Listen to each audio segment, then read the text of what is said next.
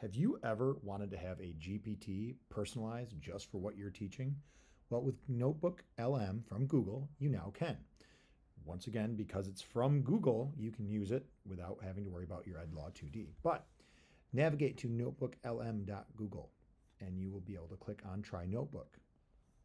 When you open it up, it'll open up your workspace. It may ask you for click on things that are okay, but when you click on a new notebook, it's going to ask you for sources. Those sources can be a file, like a PDF, Markdown, or a text file. It could be something from your Google Drive, both Google Docs or Google Slides are both acceptable. It could be a website link, or it could be just some plain text that you upload.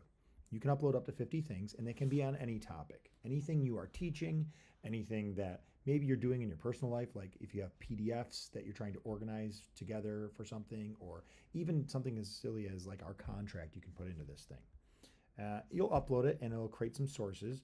And for example, let's take a look here. This is a single source I did on the assassination of Archduke Ferdinand. I'm going to go down here to where it says Notebook Guide. I'm going to open that up.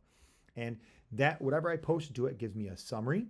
I can ask it to make a frequently asked question, a study guide, a table of contents, a timeline, or a briefing doc.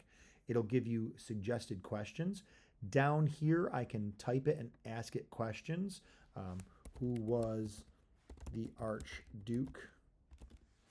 And it'll give me an answer based on the information that I pumped into it. It's only going to answer based on what I've given to it. I can go back to the notebook guide, and I can even click on this part and have a little podcast created about the start of World War II based on my summary or whatever text I give it. All right, so get ready for a deep dive into one of those historical events that everyone thinks they know, the assassination of Archduke Franz Ferdinand. It's one of those things, you hear about it in school and kind of think, oh yeah, that's the thing that started World War One. But so it can get really crazy. Obviously, stuff like history, really great because it can create timelines. Create timelines of what took place based on what you see.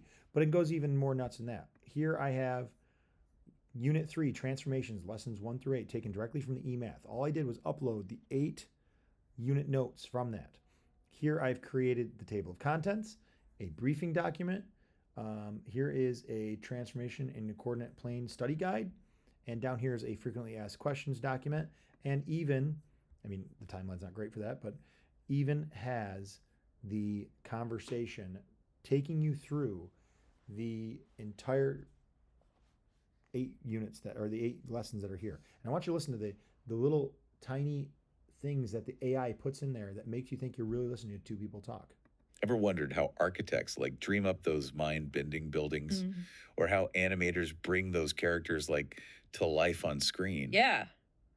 We're about to crack the code with today's deep dive geometric transformations. I'm excited. We've got a stack of sources to guide us. Okay. From basic definitions to some seriously cool applications. Awesome. So if you're ready to see shapes move and groove in ways you never thought possible, let's do it. Let's get this transformation party started. All right.